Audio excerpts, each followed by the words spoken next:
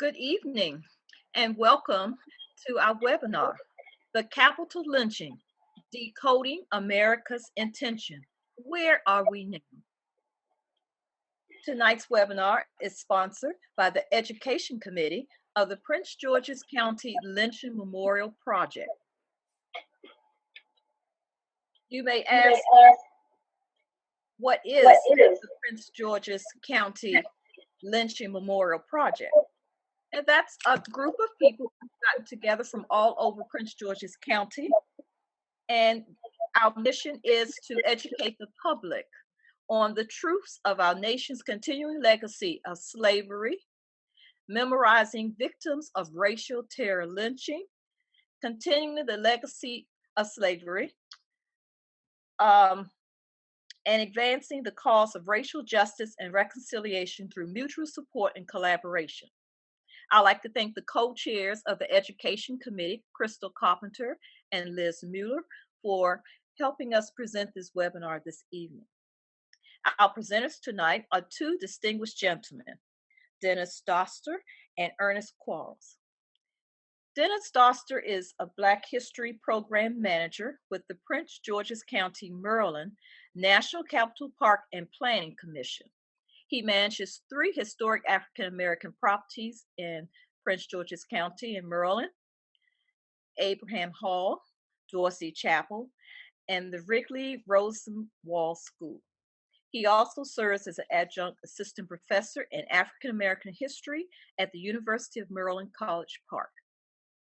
Our second speaker, Ernest J. Quarles, Esquire, is a practicing attorney, an intersectional critical race researcher, and historian who teaches at Johns Hopkins University in Baltimore.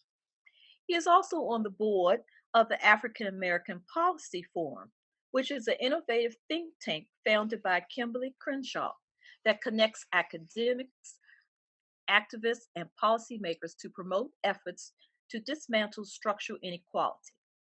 Okay, so let's get started. And to put you in the frame of mind for this evening's webinar, we're going to start with a song by Billie Holiday called Strange Fruit, followed by some commentary. Let's listen.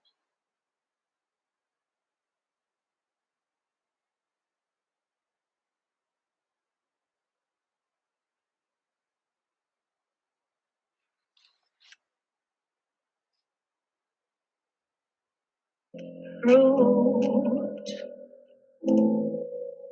blood on the leaves, and blood at the root.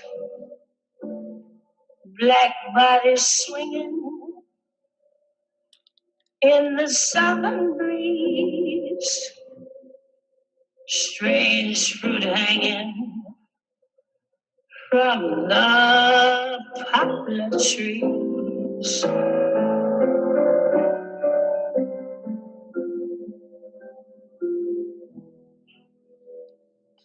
Pastoral scene of the gallant South, the bulging eyes and the twisted mouth, scent of magnolia,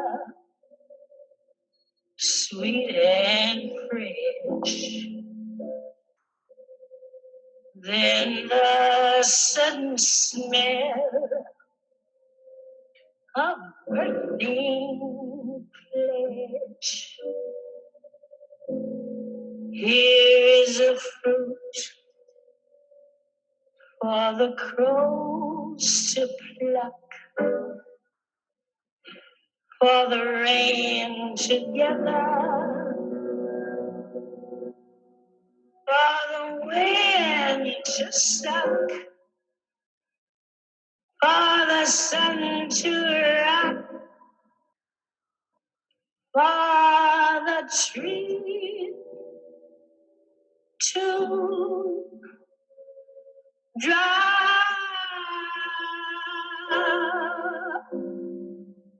Here is a strange and bitter cry.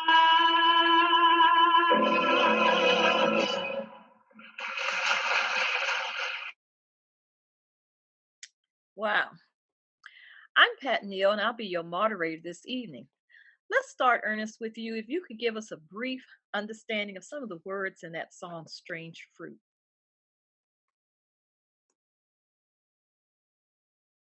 If you could unmute, Ernest.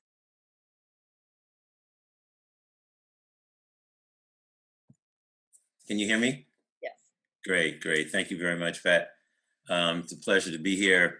First of all, let me start out by saying that particular rendition of Billy singing Strange Fruit was towards the end of her career. And those who've at least have followed Billy can pretty much tell that just because she's much thinner and much more frail than the version of the song that I'm going to talk about right now. First of all, Billie Holiday was born April 7th, 1915.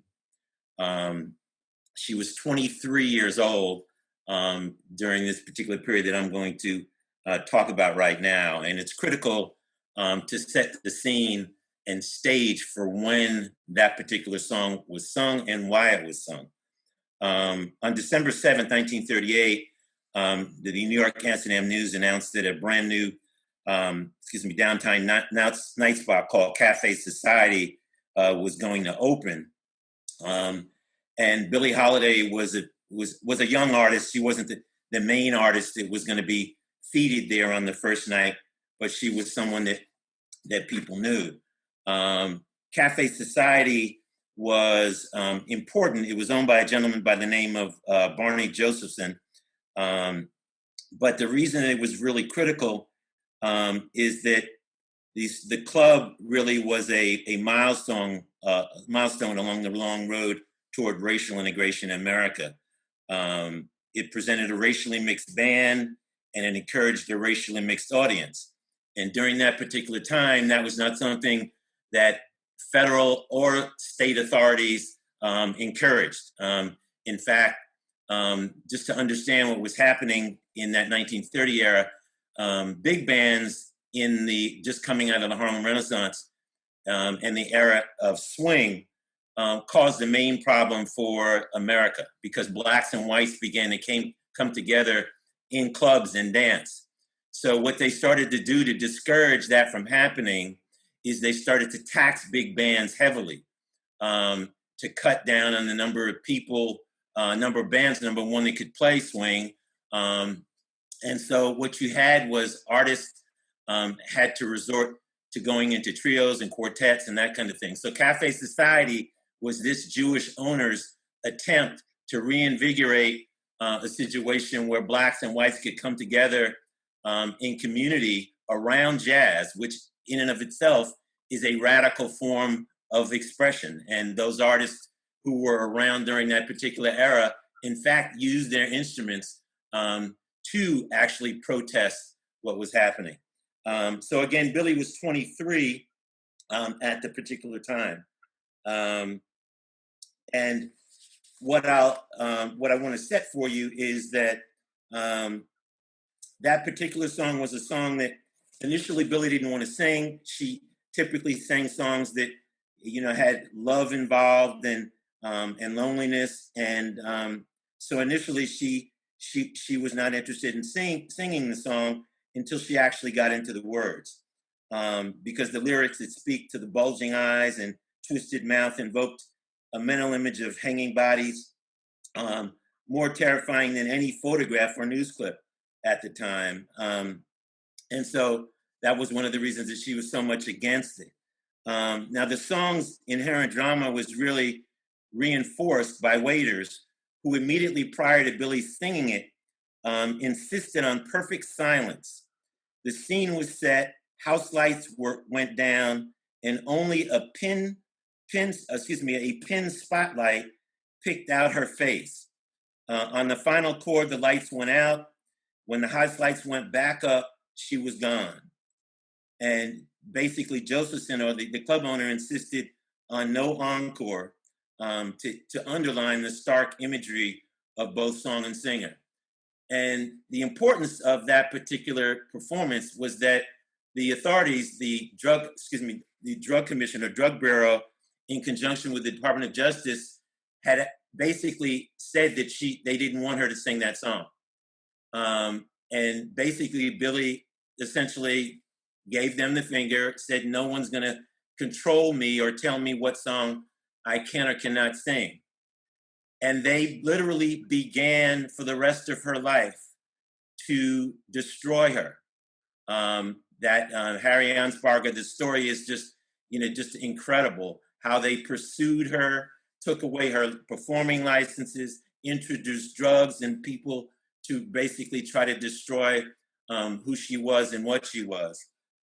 So Billie Holiday, in fact, sang that song not only in protest, but she risked her life singing that song and still never faltered. And I'll share with you some comments from Abby Lincoln, a great singer. And Abby says that Billie had the courage to defend herself. When they were lynching the men and women in the South, Billie sang about it. None of the other men or women would sing that song, literally. So we're talking about Ella, Maxine Sullivan, you name it, no one else would sing the song, okay? Lena, the whole bit. That's why Billie is different. And these are Abby's words. That's why Billie is different from the rest of them. She wrote, God bless the child who's got his own. I mean, that was the truth, Abby says. Abby says she was a philosopher.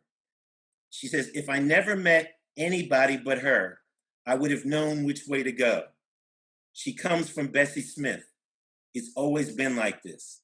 I adore her. She is a beautiful woman who gave us a lot. She never sold her soul. She didn't do anything for money, not one time. And there's never been a more beautiful woman on the stage than Billie Holiday, a queen without her court. Thanks, Ernest. But we have a lot to get to tonight, and I encourage you to put your questions in the chat, and we will take some of those towards the end of our program. So feel free to put questions in the chat as we go along. As we start looking at lynching, Ida B. Wells was one person who really advocated against lynching with her newspaper, the article she wrote, the book, and through all of her life. And one quote she had was, our country's national crime is lynching. As we look at the history of lynching, and especially lynching in Prince George's County, Maryland, we also know that most of the racial lynchings took place after the Civil War. What was stated, and most importantly, the underlying purpose of lynching. Dennis, can you tell us something about the purpose of lynching and the meaning for Blacks and white communities? Sure. Thank you, Pat. Pat, and I'm going to share my screen because I have a few things to show, images to show.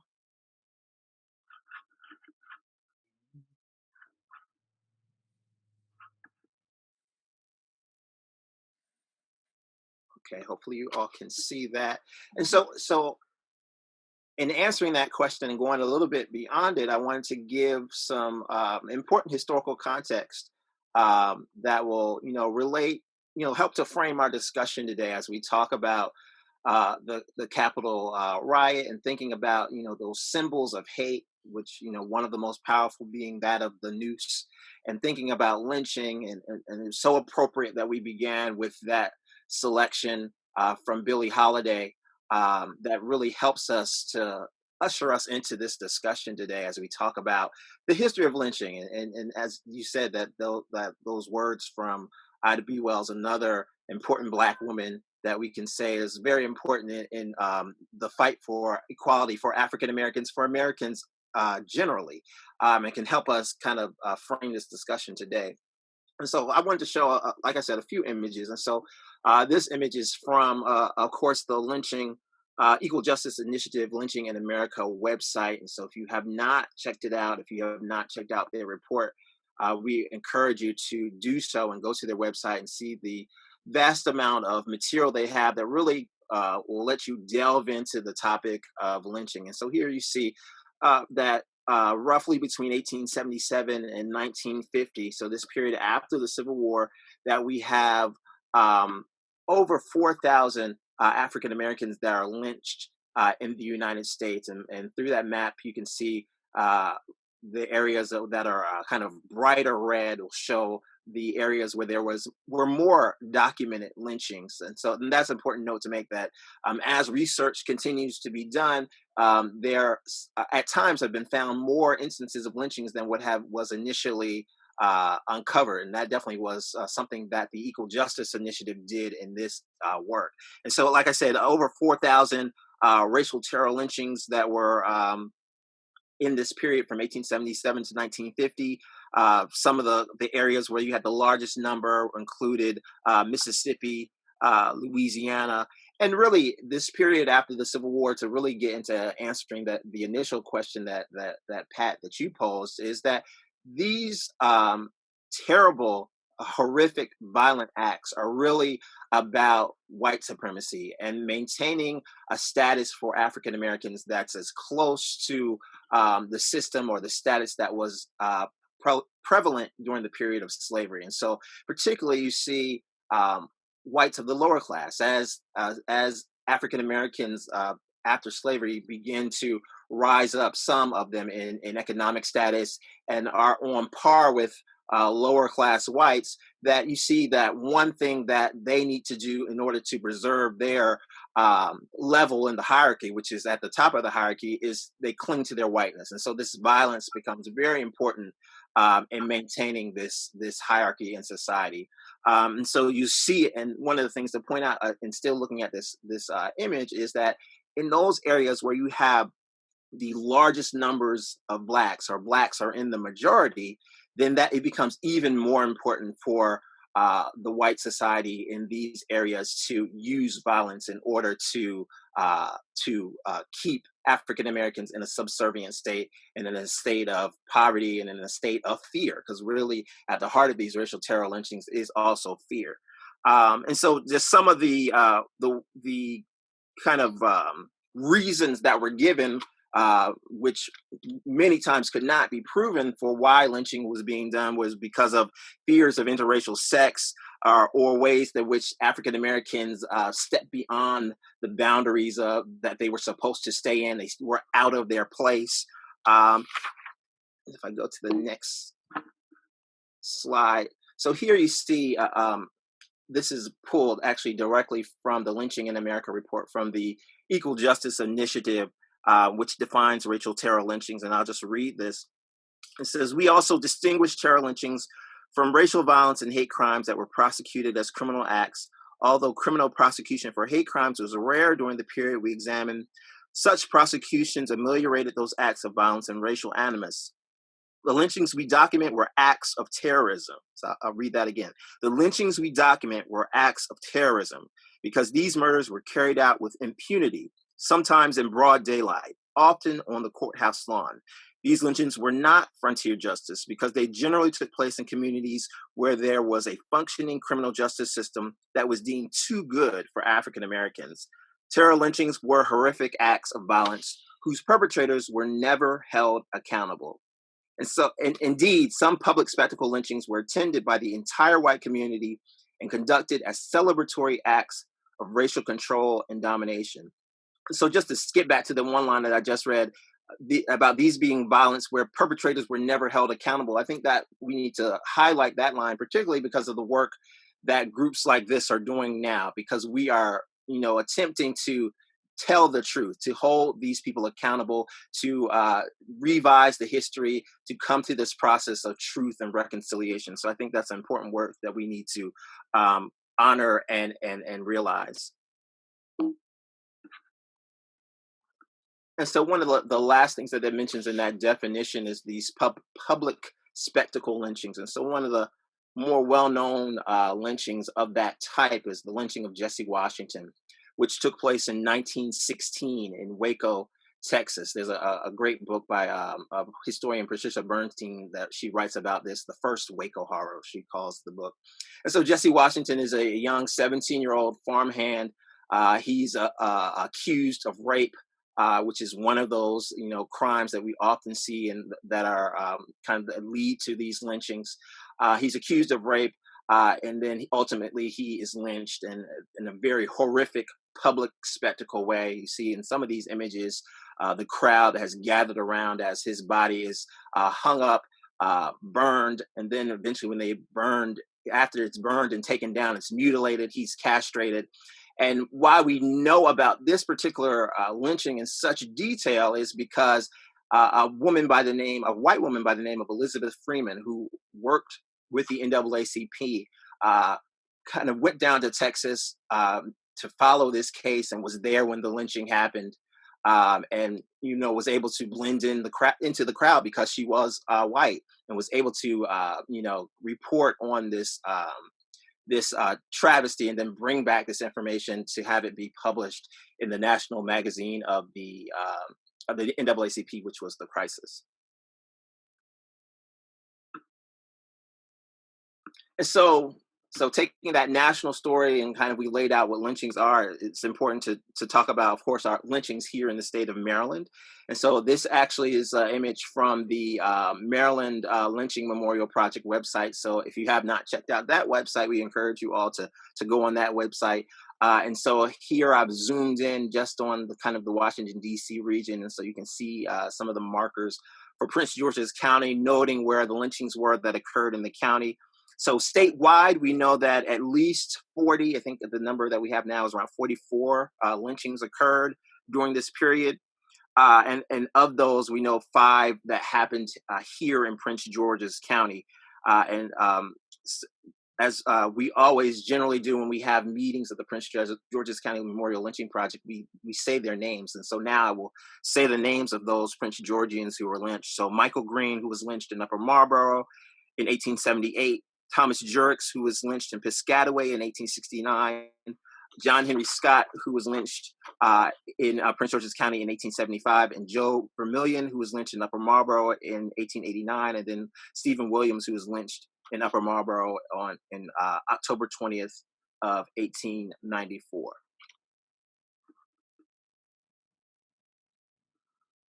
And so one of the things that always sticks out to me, and I think is important that we bring up as we talk about lynchings and as we continue to tell this truth and engage in this process of reconciliation, is to think about what is missing from these narratives.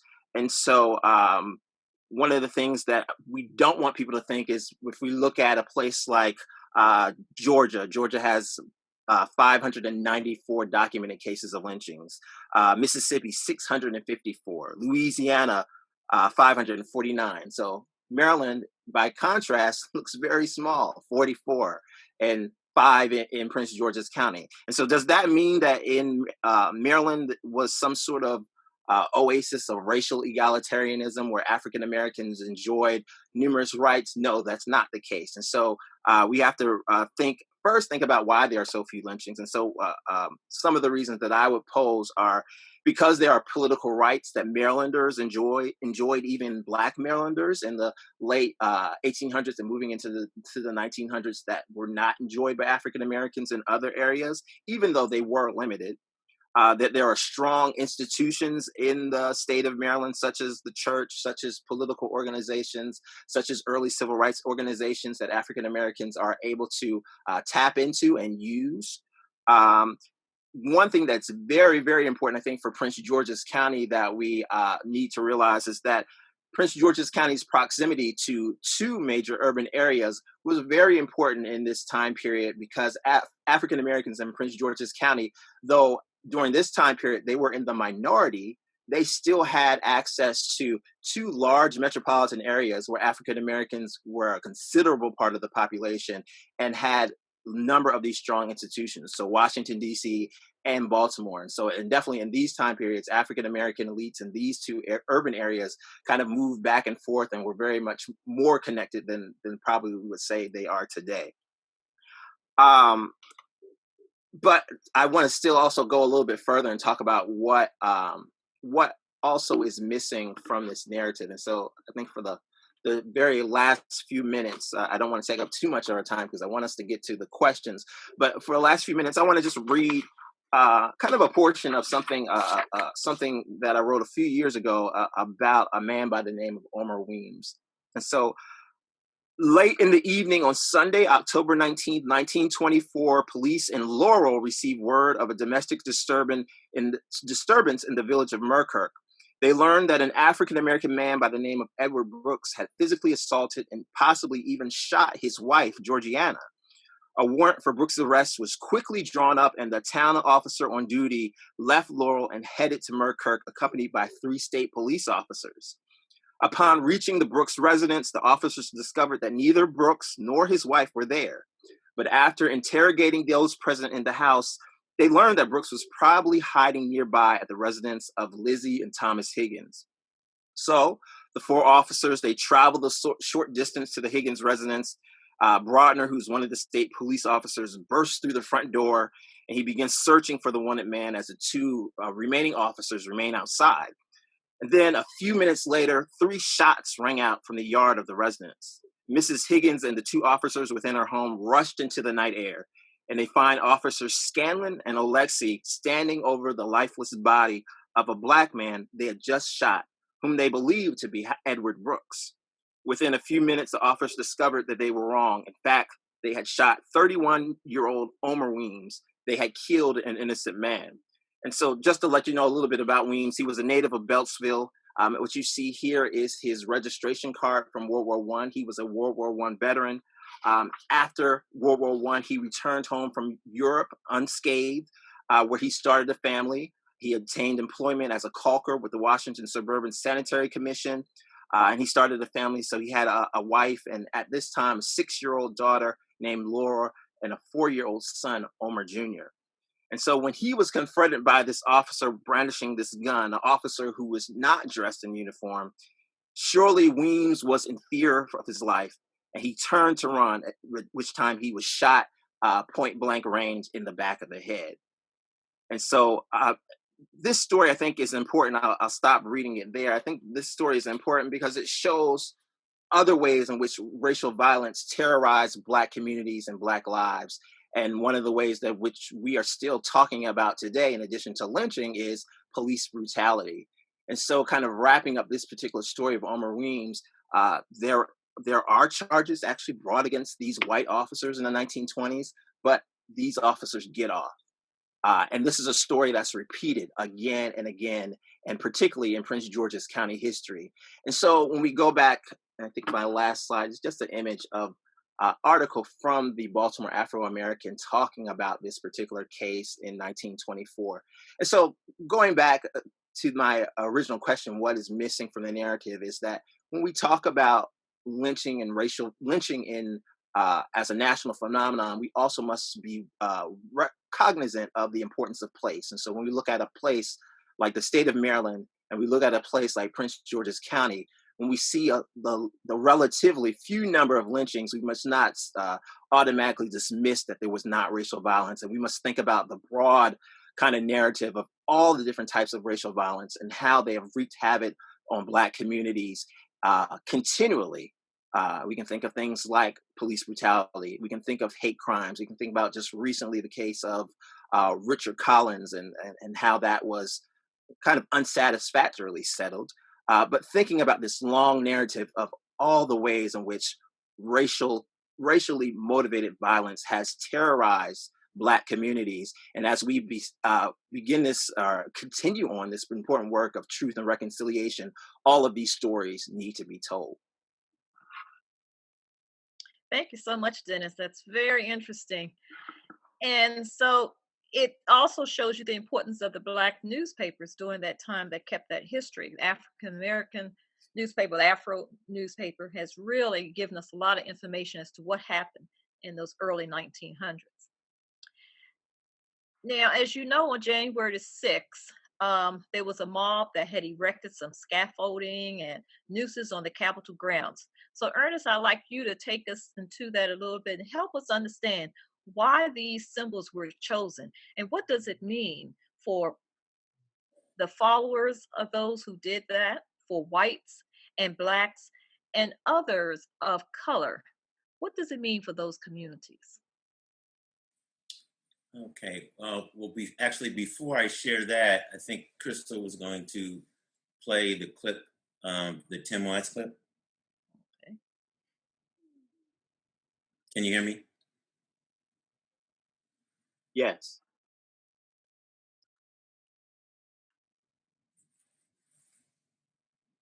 To see as a country, we don't do history very well, right? We're a very, amnesiac type of country. We are sort of like Snapchat nation, right? And I mean that not just with regard to Snapchat. You know how Snapchat, you send a video and then your friend sees it and then like 10 seconds later, that is gone, right? It's just gone and it's never to be seen again. It just disappears. It's gone. Can't do anything with it.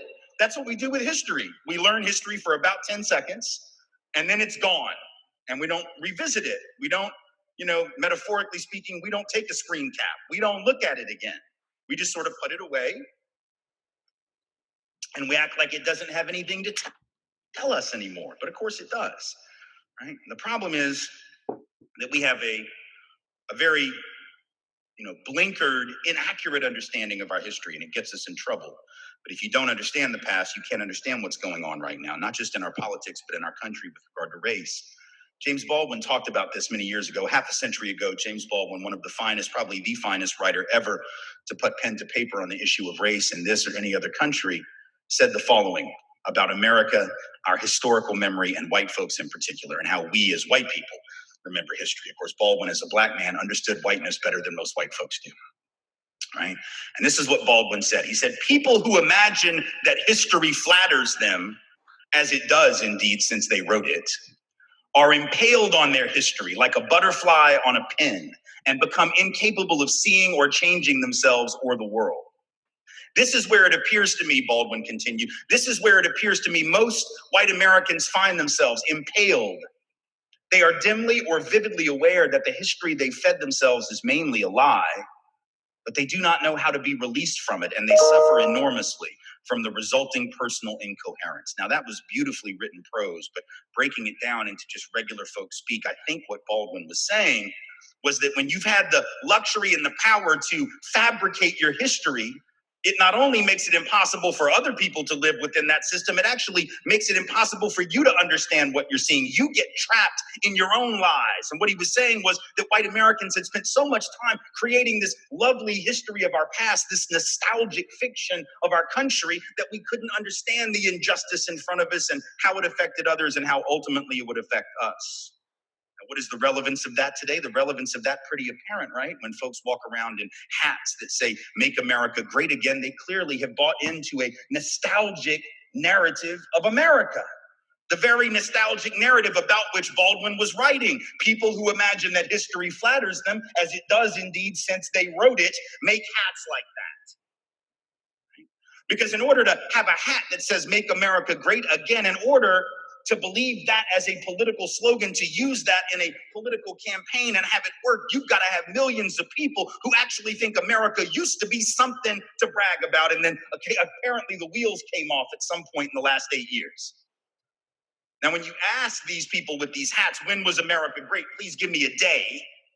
Give me a week, give me a year, give me a month. They never can answer the question because they know, well, they can, but they don't want to answer the question because they know that any answer they offer will make them sound like an asshole.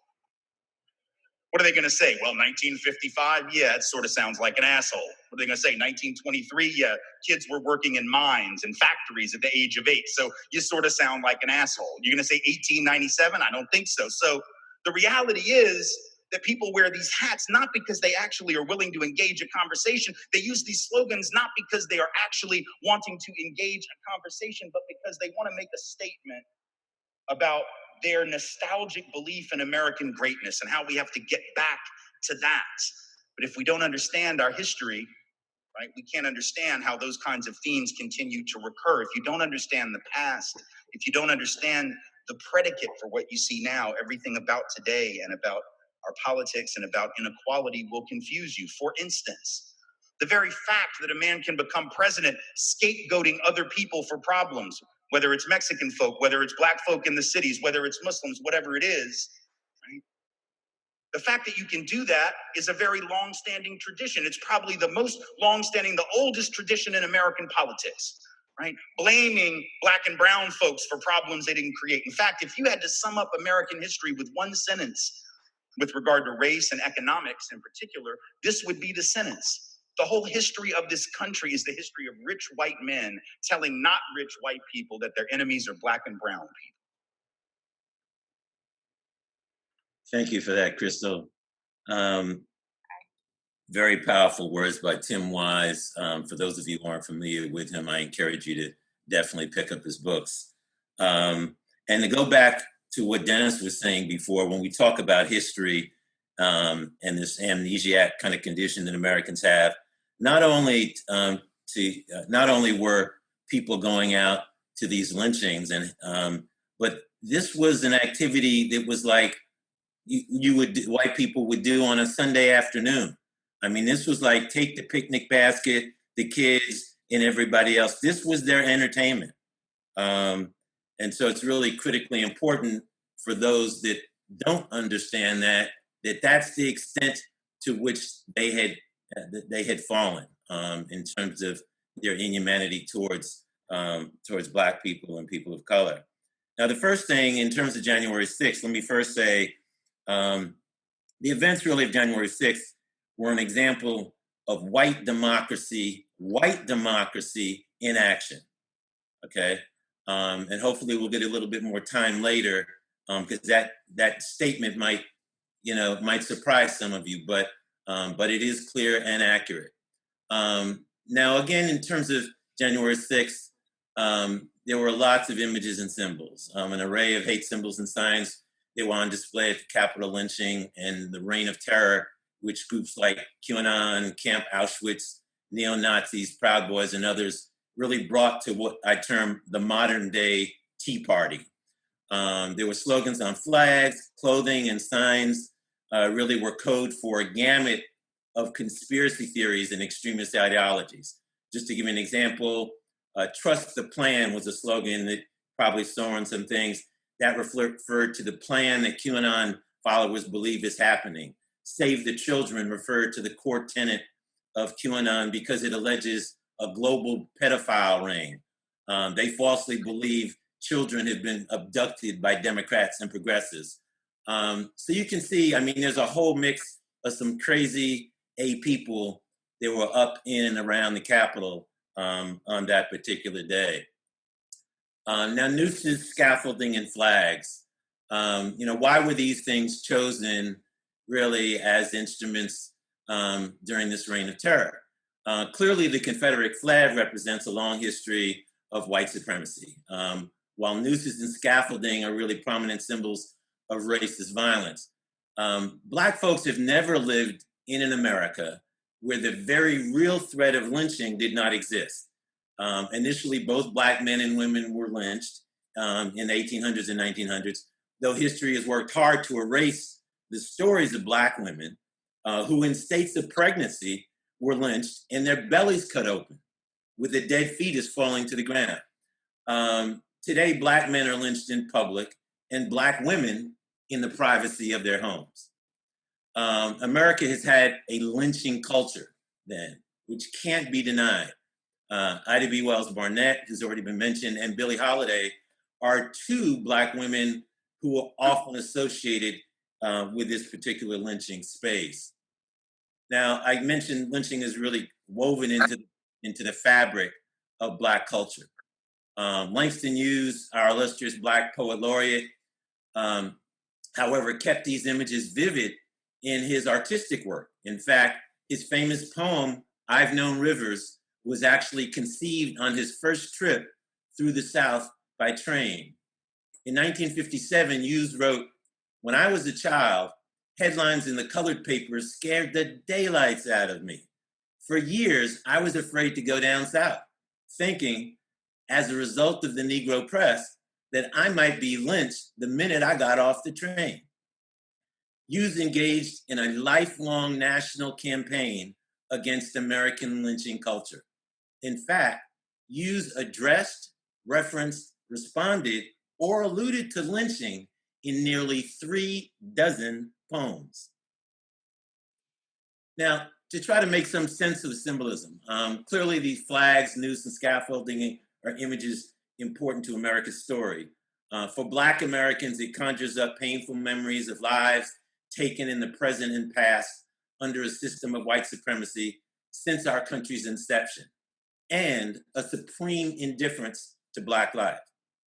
In terms of the participants in the insurrection and their followers, there are limitless messages and more being produced every day in this moment of false narrative.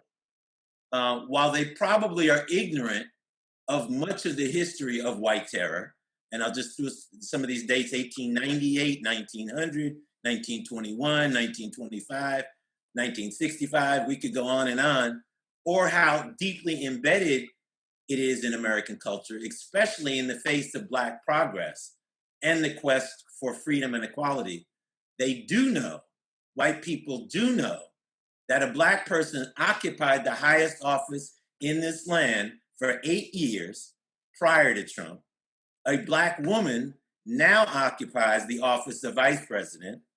Black folks, and especially Black women, took back their White House, and that Black and brown people formed coalitions to turn many critical states blue. For whites, whether followers or not, the message is essentially the same: work to unite the right.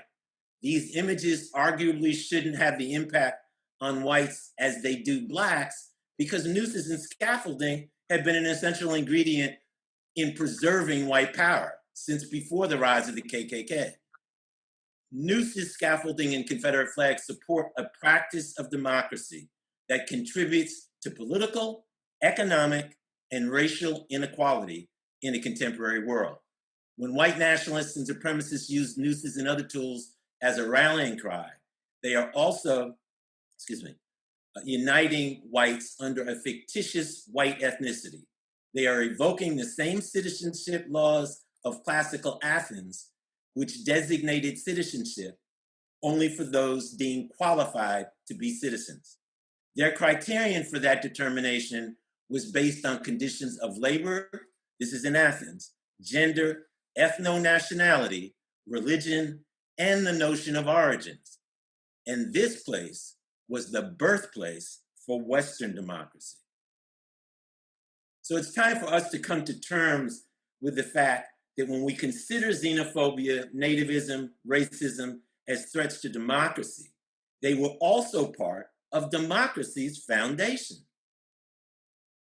Now, there's an awareness of vulnerability by white America, not just from a lost expectation, not just loss, it's lost against the backdrop of expectation.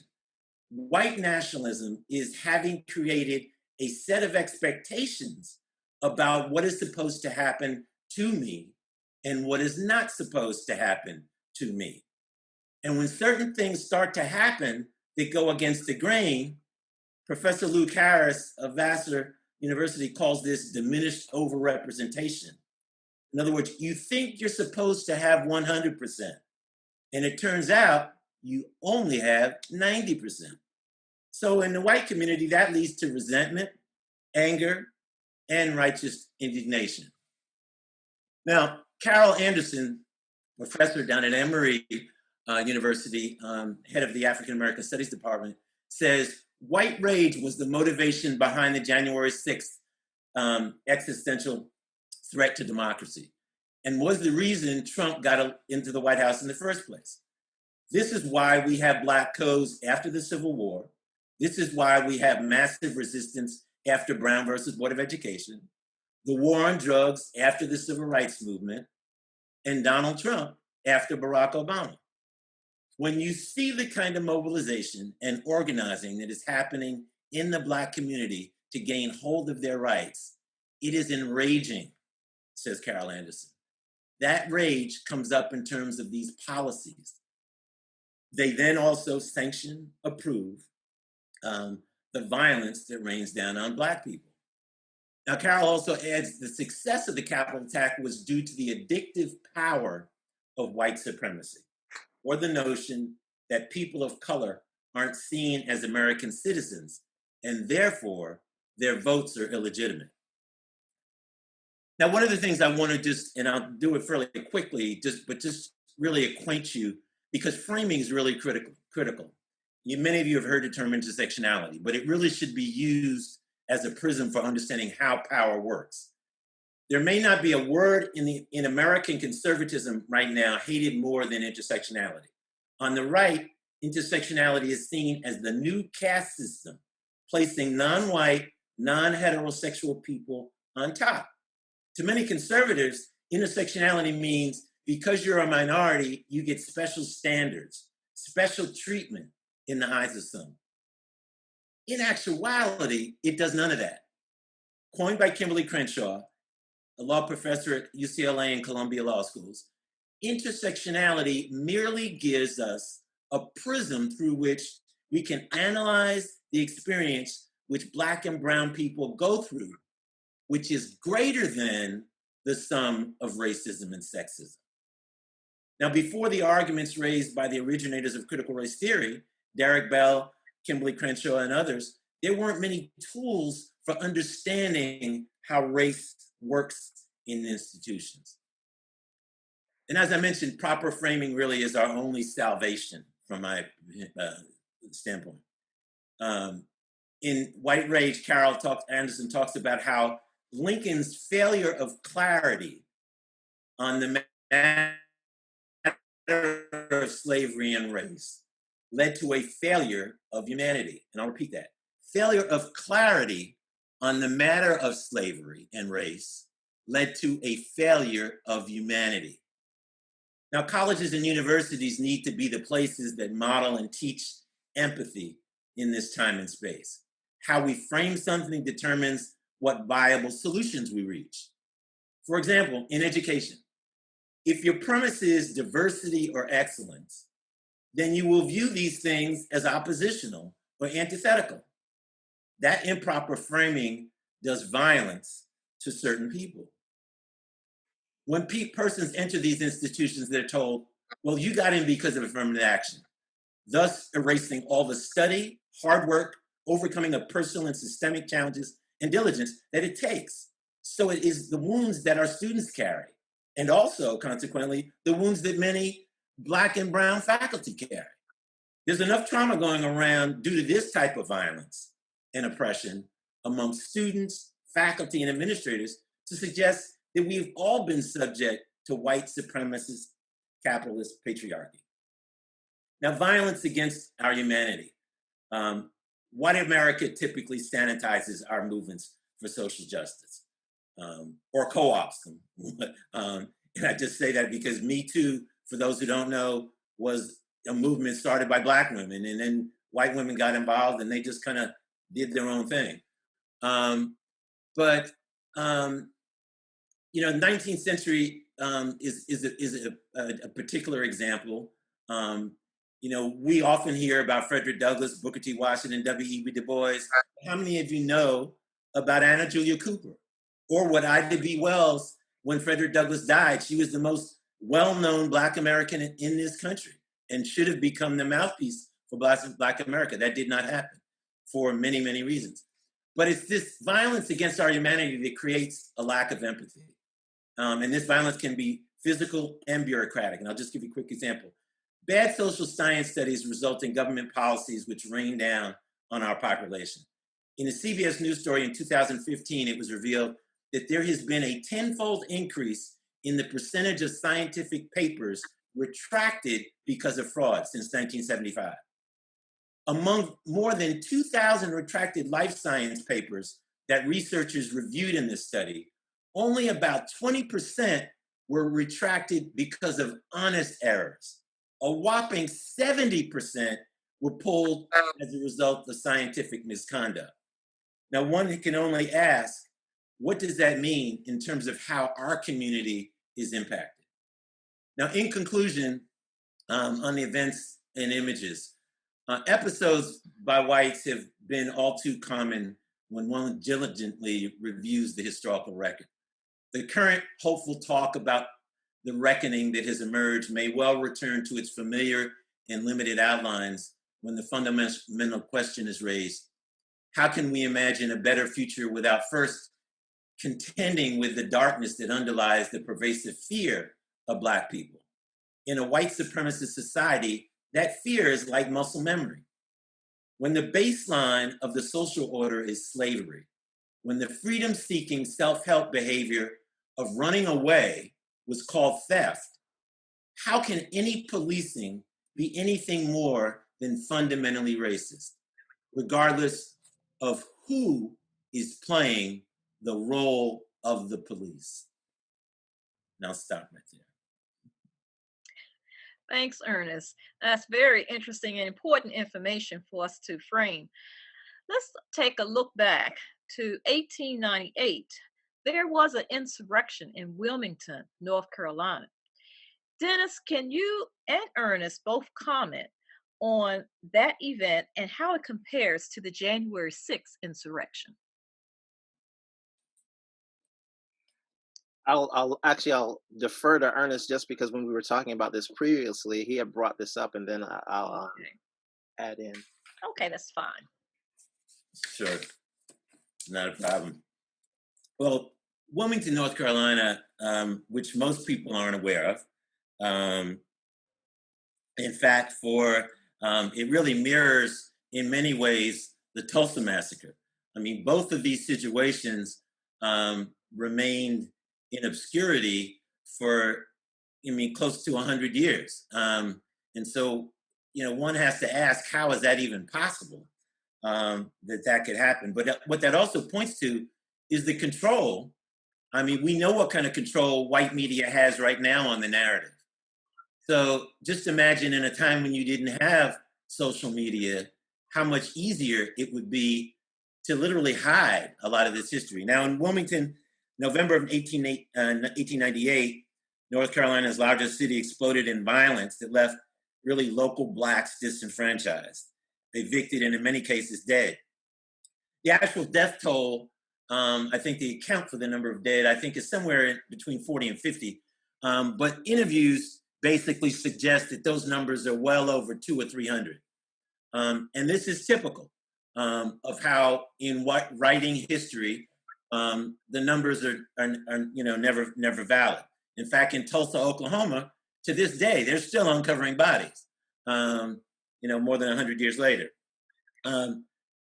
Now, the white insurrection in Wilmington marked the beginning, really, of Jim Crow in the South and resulted in the only successful overthrow of a duly elected government in the history of the United States.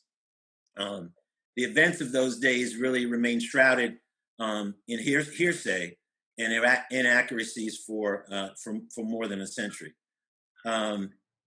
Just because of time, I think one of the things I'll mention, I don't know if you can see this, but one of the books I'll recommend for people is a book by Leon Prather called "We Have Taken a City: The Wilmington Racial Massacre and Coup of 1898." That's "We Have Taken a City: The Wilmington Racial Massacre and Coup of 1898" by Leon Prather. Just an exceptional book on the subject. And I'll defer to any comments that Dennis might have on Wilmington. The only thing I would add, and it's not specific to Wilmington, but I thought that you definitely made a great introductory point about how these stories have been hidden and have not been circulated. And one of the great things with stories like Wilmington, I know some young scholars who are doing some great work on North Carolina and Reconstruction politics and looking at kind of this era of the late 1800s in North Carolina. But also, I know more recently there's been a lot about Tulsa, which you also mentioned, that has come out, and I think that it speaks to a moment that we're in now, where there is more willingness or awareness for people to listen in certain venues, not everywhere, definitely. But also, I think it also speaks to something that we need to do more of in terms of a lot of these things. At least if you look at Black scholars, going back to think of a person like W.E.B. Du Bois, he was writing about tons of things decades before they became kind of mainstream. And so Black scholars have been writing about this history and telling these stories in their classrooms, but they have not made it into the mainstream. And so I think that's one of the things that we need to think about. And this goes back to another comment that you made, Ernest, and your other part of your talk was talking about, education and how education is important, and how we educate, what we include in the education is important, and it needs to be changed. That's true. And I think we have a lot of school systems that are looking at changing their history curriculums after what happened. Absolutely. Let's go back. I think it was last year on January 4th, the House of Representatives introduced the Emmett Till anti-lynching bill or act, and they wanted to make lynching a federal crime. And it seems that it got stuck on in the Senate, and it didn't get passed. Senator McConnell has it on his desk, and we're trying to get reenacted again to get it passed. Why is it important, do you think, to have a law against lynching, and why does it matter now? Can either of you comment on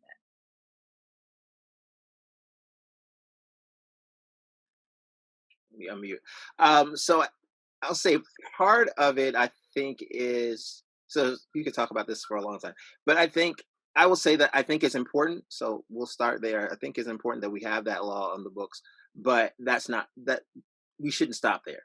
And so, for you think about the history of this particular type of legislation, since the early, decades that African Americans have been fighting and agitating for this legislation, thinking back to the 1920s, the National Association of Colored Women, when they were established in the 1890s. This was on their platform, fighting against lynching, getting federal legislation on the books to combat this. And that kind of a side note, and going back to something that Ernest said, making sure that we acknowledge and honor the important work that Black women have done in this movement. And so that said, as we come to the present, we definitely see more traction than we've seen in decades with this type of legislation.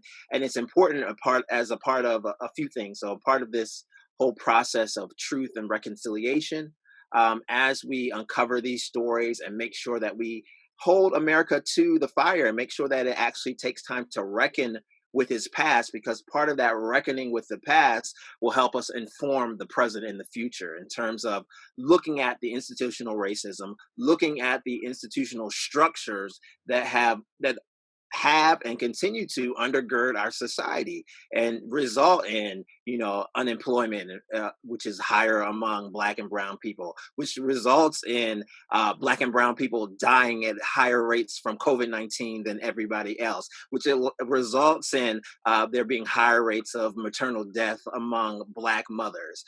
So all of these things. So yes, the legislation is important. It's a part of this process of exposing institutional racism, of doing reconciliation, of looking at the structures that undergird our society and reevaluating them and hopefully getting rid of them. But it's a starting point. It's not the ending point.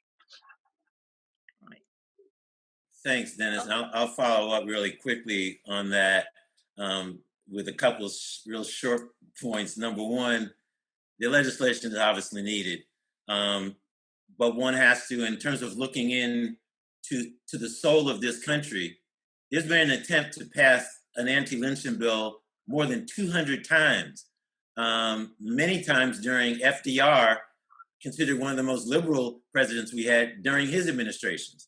And I also think we need to be very leery because, when you pass these legislations, it's like people have this kumbaya moment and they think that, we all ought to start hugging and kissing,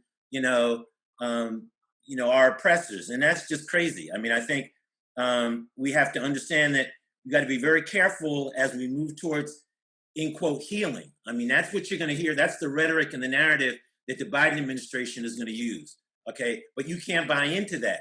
Okay. Because if you don't have justice and you haven't meted out and demanded, and they've shown you that they're going to commit to justice, then all of this other stuff is going to put us in the same place in another 15, 20 years. We'll be back in the exact same place that we are now.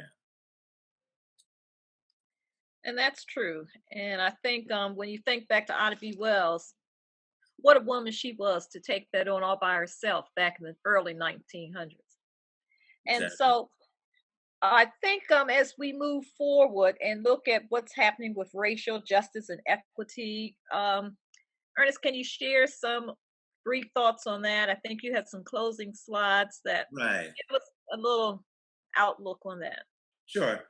I mean, I think the question really that what we're talking about is, where do we go from here? I mean, we've got this situation that happened on January 6th. Many people in this country can't really come to grips with the fact that this even happened because they don't understand the history. Those of us who know and have and who study the history on a regular basis, this doesn't surprise us. So really, how do we imagine a world and a reality that we've never experienced? Because that's really what you're talking about. So when these politicians start telling you that they're going to pass this and they're going to pass that, and people start getting comfortable, you need to be saying to them, no, this legislation is fine, but we've never had this in this country. So more than the legislation, what else is going to happen? And I think, when you look at the fact that, we're literally living in a moment that's really defined by the power of stories, even stories far removed from facts, to create altered realities. Social justice really is narrative reconstruction.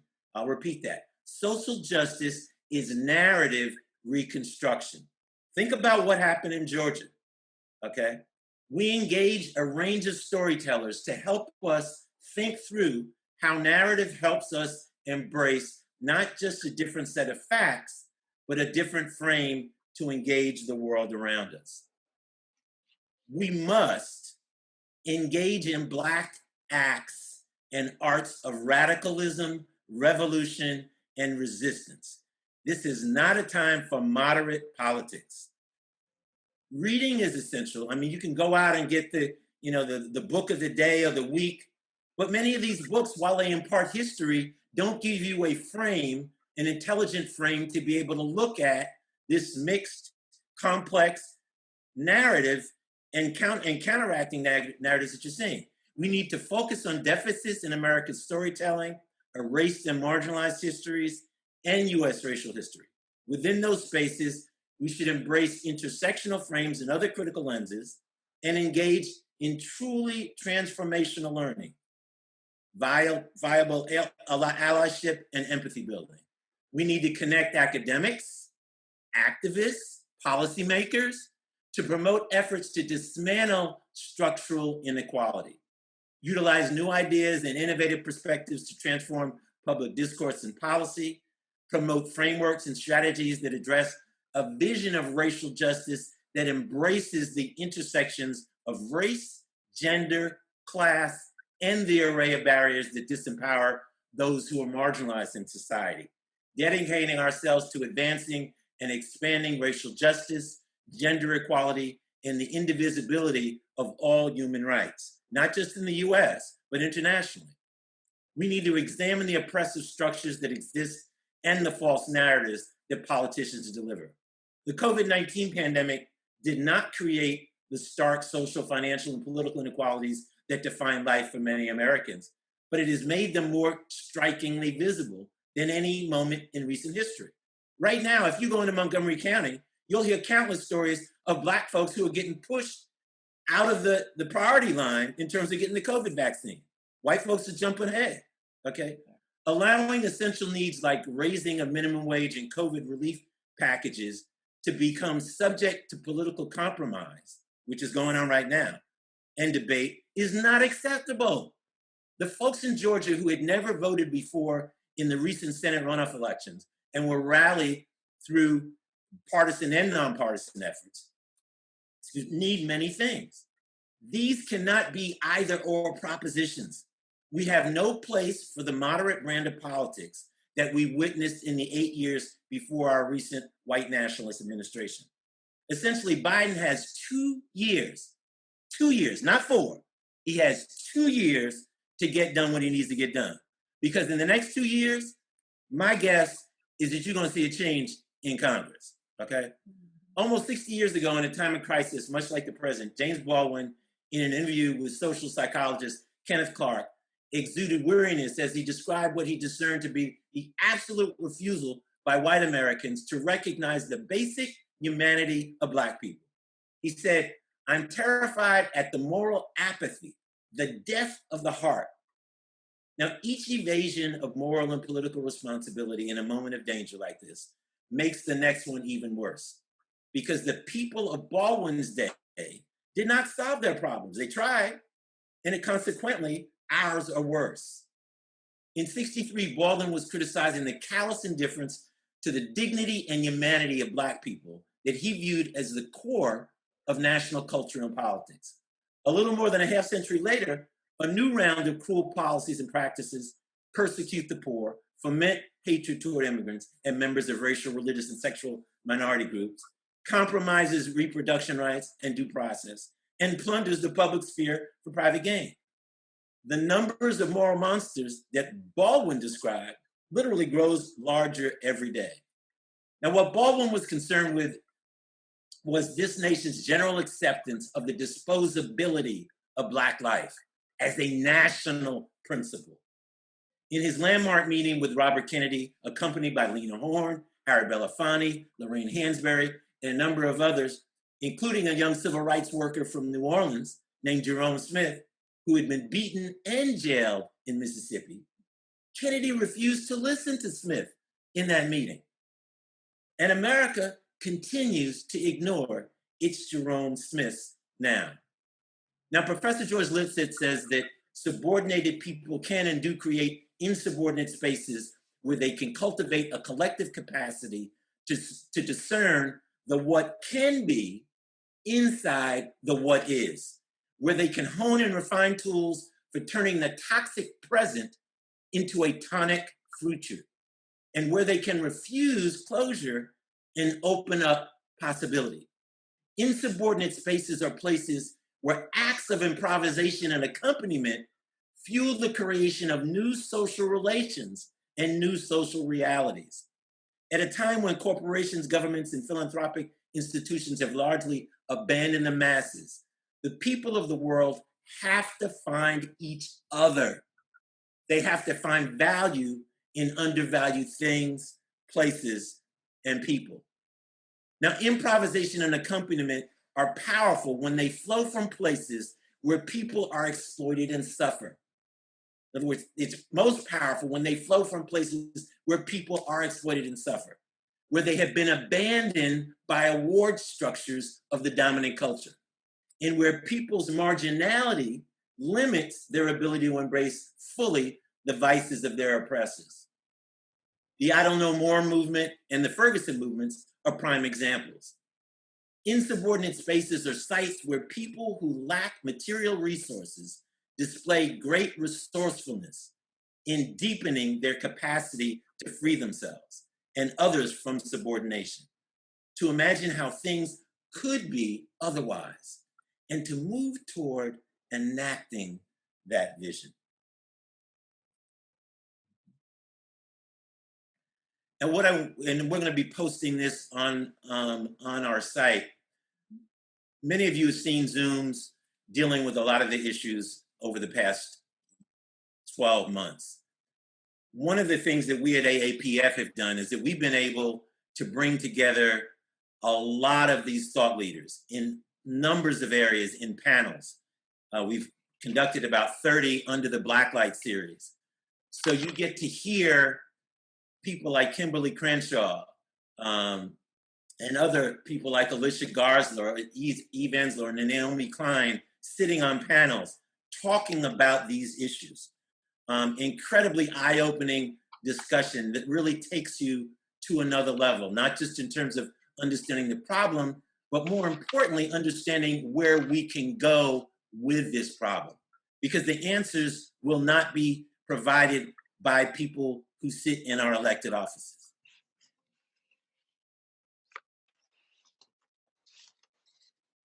Thank you, Ernest. That's very interesting.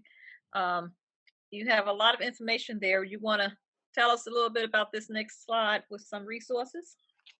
Sure. These are just some of the topics.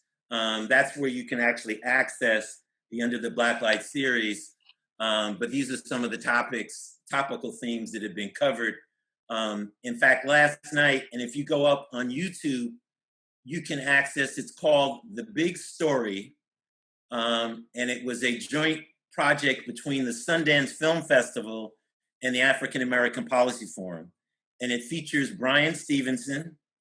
It features David Blight, who's a professor at Yale Law School, Ruha Benjamin, Kimberly Crenshaw, excuse me. And in these discussions, it was probably the most powerful discussion on race that I literally have heard in the past year. So I encourage you to go up and try to find and access that. Many of these other themes, depending on whatever venues you work in, whether it's healthcare, whether you work in the criminal justice system.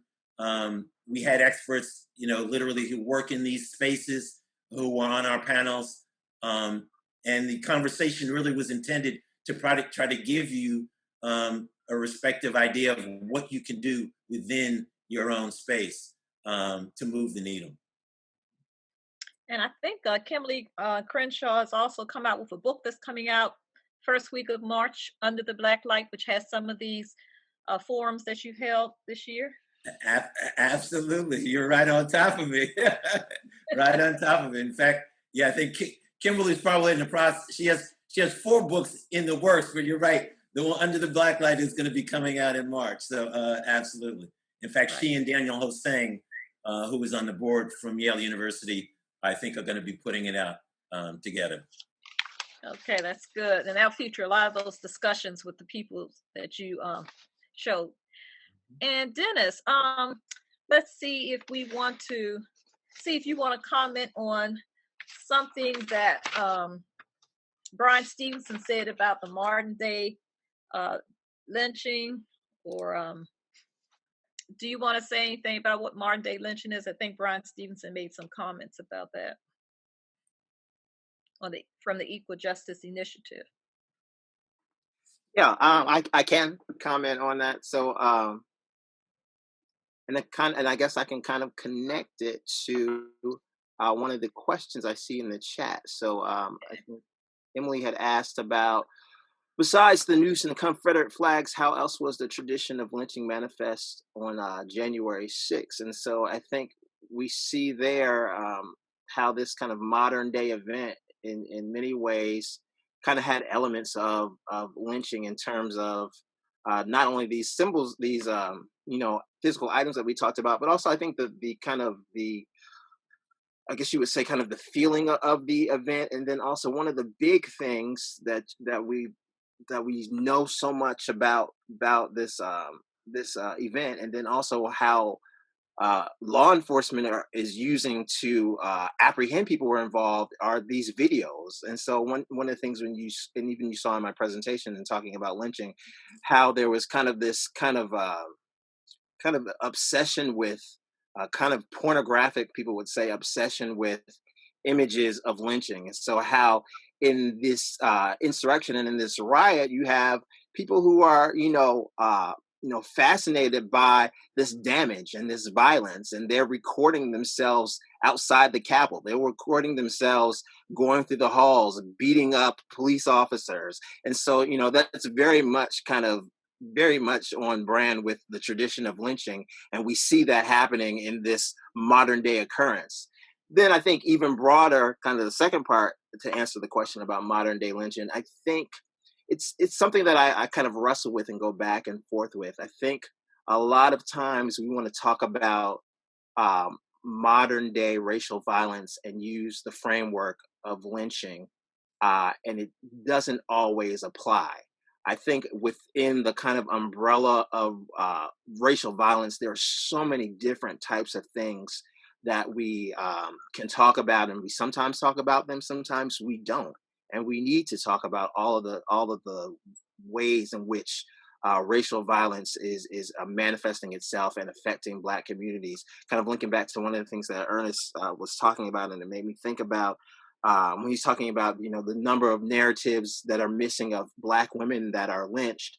And then also I think also in focusing on lynching in kind of the traditional sense and looking at, from what we know, the majority were men, but there are other ways in which Black women were affected, whether they were the wives or sisters or daughters left behind from the men that were taken away, or if they were at this site and then they became victims of sexual violence. And so that's not necessarily left behind in a written record, but that's another story that needs to be told when possible, because that is a form of racial violence, this sexual violence that takes away. If anybody hasn't seen, you should definitely check out the documentary "The Rape of Reese Taylor," which is definitely a powerful example of that very story that I'm talking about. Right. That sounds like another topic for another seminar that we may have. Did In you want to fact, make any comments, I'll Ernest? just add to what Dennis said.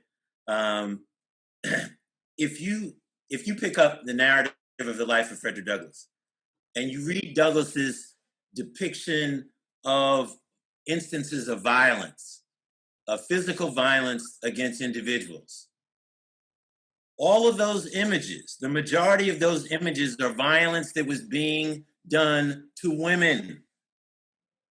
Now, again, that was just in Douglass's world, but think about what patriarchy has done to how you frame the institution of slavery and injustice to Black Americans. Because Frederick Douglass rose from a slave to becoming a very strong proponent of fighting against abolition, in many people's minds, they don't understand that what he witnessed was violence against women. That was what happened on his plantation. Okay, he talks. It was either an aunt, I think, that he describes in terms of, how the blood was coming down her back. In this present time, let me break it down two different ways.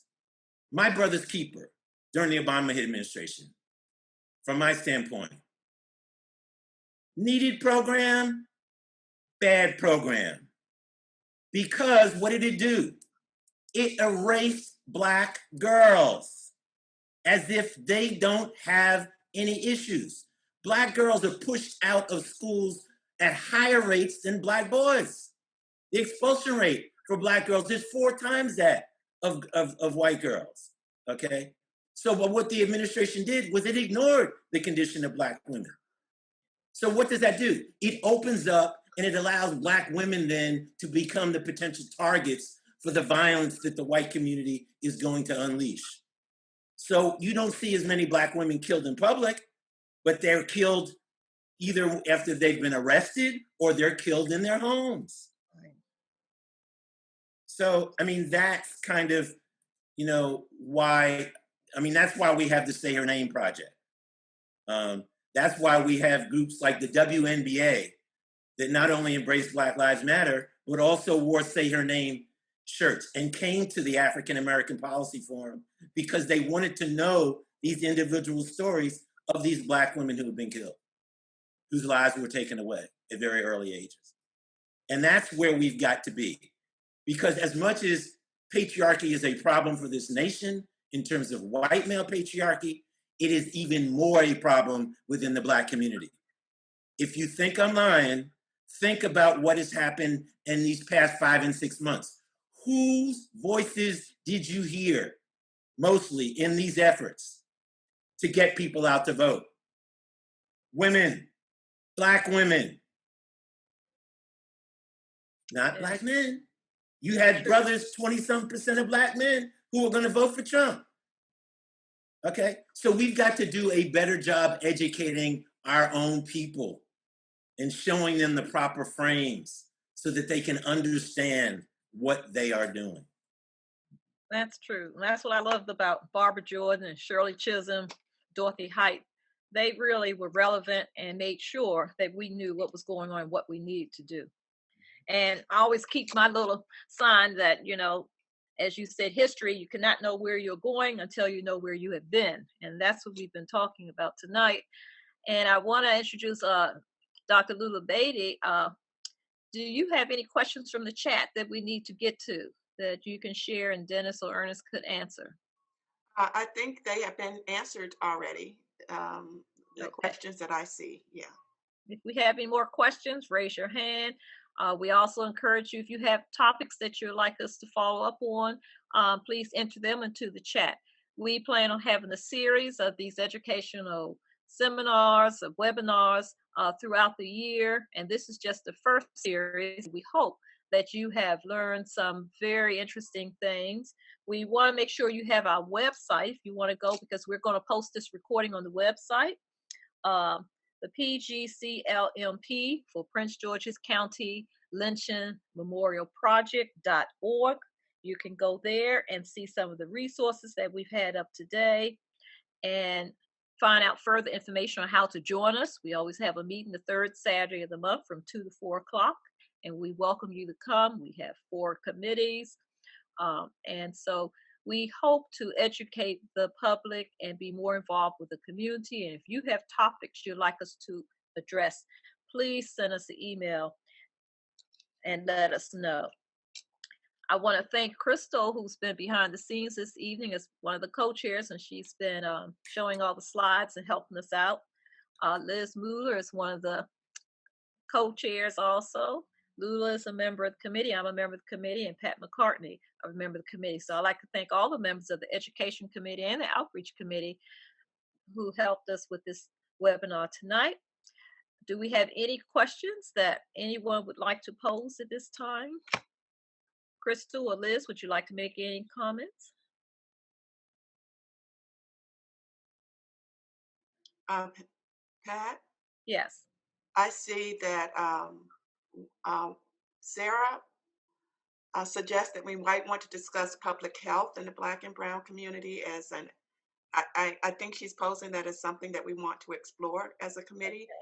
Sarah, I wasn't sure if you're asking that as a question you wanted to address tonight.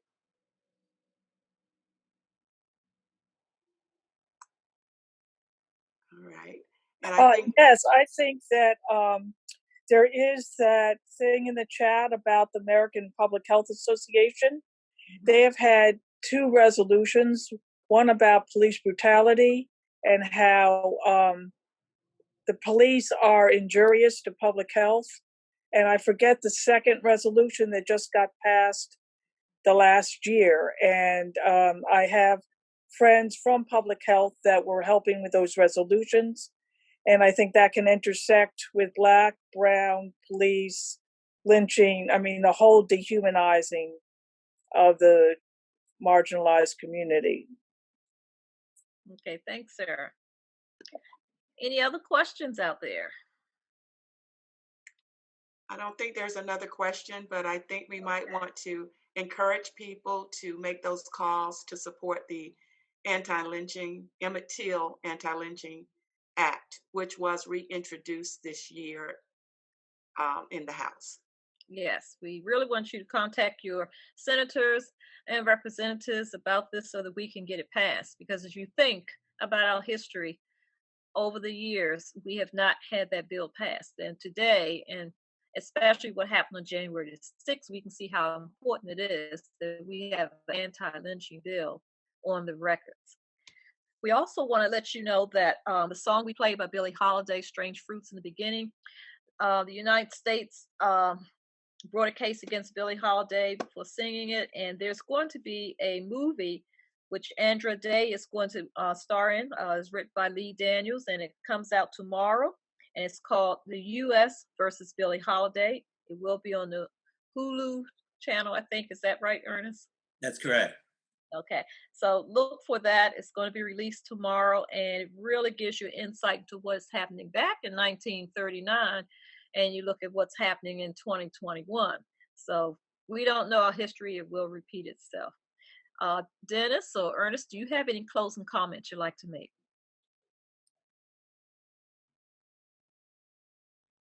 Dennis, I'll let you go first.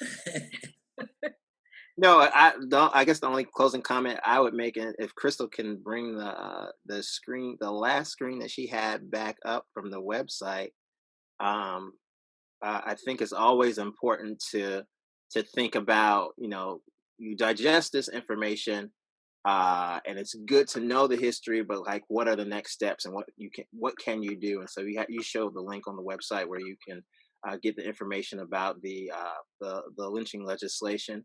But then also, I think we need to generally also just think more about how can we take today's conversation and this discussion and this information and use it to inform our work and our activism, because it's great to talk about these things, but we also need to have some sort of action following up on these things. And so thinking about, what can you do politically in terms of becoming engaged, not just on the national level, but people have said this over and over again, and it doesn't necessarily always hit home, but it's so important to get involved on the local level with your politicians and to get that change on the local level, because then it does bubble up. You look at the history of the civil rights movement; it does bubble up from the local to the national. So getting involved and engaged, and thinking about all the ways that this history of lynching flows through to the current issues that are plaguing our communities, and beginning to or continuing or becoming even more involved in those organizations and those actions that can help to change these um, institutional forms of racism in our society. Okay. And I know Crystal's very involved with the mass incarceration of our young Black men, and we'll be looking at topics along that line and action that we can take in the future. Ernest, did you have anything you want to say before we close out? I guess, and I'll quote, and if you go to that discussion I talked about that was had last night, I just want to quote Viet Nguyen, just the quote he made. He says, "If you're part of the majority, you live in narrative plentitude. Almost all the stories are about you. If a bad movie comes along, you don't care because there's 1,000 other movies all about people exactly like you. Part of what it means to be equal in this country is for those of us who have lived in narrative scarcity, have the opportunities for narrative plenitude." And I think that's a really critical point, because we know how very few images we have available. I mean, our young people aren't going out and reading books the same way we did. Everything is coming to them through visual forms of some type. Social media is controlled by the white majority, so they create a narrative that causes our children to live in an unreal world, or in a world they don't really understand or comprehend. So it is critically important that we start speaking out to the creators, both in film, in theater, in music, and making demands on them so that they develop some creativity and imagination to take us to a higher level. So songs that denigrate and talk about Black women as hoes is totally unacceptable. We can't afford to give passes to artists because they have a brand, or because they've had this number of successful records, or because they're Beyonce. I've listened to the lyrics in some of Beyonce's songs. It's abhorrent that parents allow their young girls to listen to some of these songs and the things that are going on in these songs. Sure, she's a Black woman, but you just can't do that from my standpoint. So we need, I think, to be just more critical in how we look at those people who are putting those images and thoughts into the minds of our young people. That's true. Thank you, Ernest. Well, I want to thank Dennis and Ernest tonight for all the information that you shared with us. I'm sure we're more enlightened, and as we can say, life is getting more complicated every day. Thank you. This webinar was brought to you by the Prince George's County Education Committee of the Lynching Memorial Project, and we hope to see you in the future when we have more topics to educate you. Thank you for joining us tonight.